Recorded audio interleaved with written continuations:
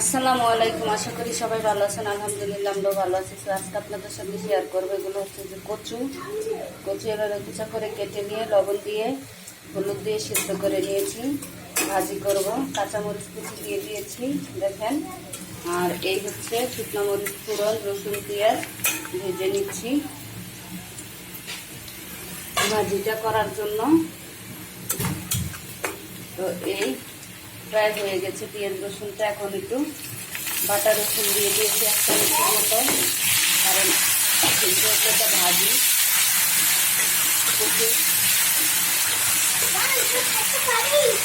না একটু ভয় ভয় লাগে। তো আমি আরেকদিন চিংড়ি মাছ দিয়ে রান্না করেছি, অনেক ভালোই গলা টলা চুলকায় না। তো তারপরে রসুন বাটাটা দিলাম একটু টেস্টের জন্য।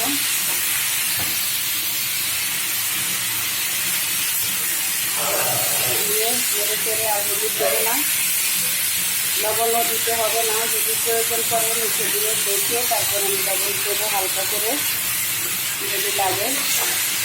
এইটা ভাজিটা হতে থাক। এই আর কি ভাজির কথা কী বলবো, যে যেরকমভাবে খায় আমি প্রথমবার ট্রাই করলাম। অনেকে দেখে এই কচুগুলা ভর্তা খায়, ভাজি খায়। তো আমি শুধু চিংড়ি মাছ আর ইলিশ মাছ দিয়ে রান্না করি, ভাজি বা ভর্তা কোনোটাই খাওয়া হয় না। এই ফার্স্ট টাইম ভাজিটা করতেছি, কারণ অনেক কচু কী করবো, তো যার জন্য ভাজিটা ফ্রাই করতেছি। মুখে দিয়ে দেখলাম একটু লবণ লাগলো, দিয়ে দিলাম। তো ভালোই লাগে, আর ঘ্রাণটাও অনেক সুন্দর আসছে। রসুন পেঁয়াজ বেশি করে দিয়েছি, যার জন্য এইভাবে ভাজিটা হতে থাক।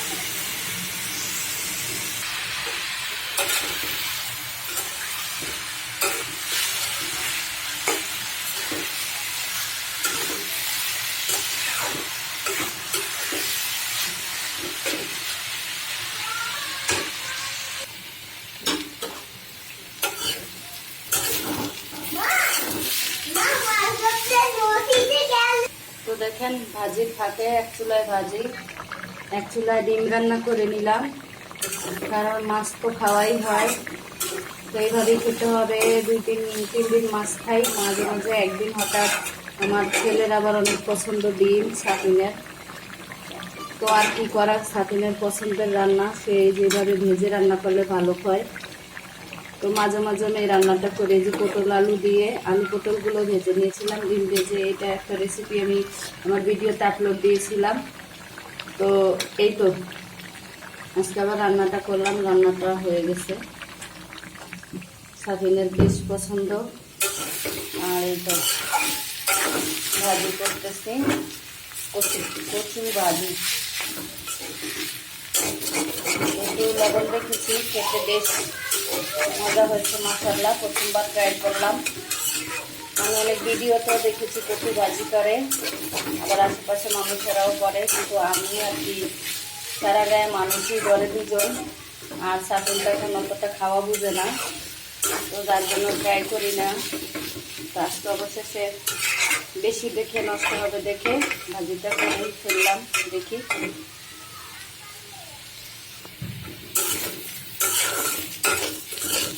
এই তো অবশেষে ভাজিটা হয়ে গেছে। দেখেন লাল লাল ভাজাটা হয়ে গেছে।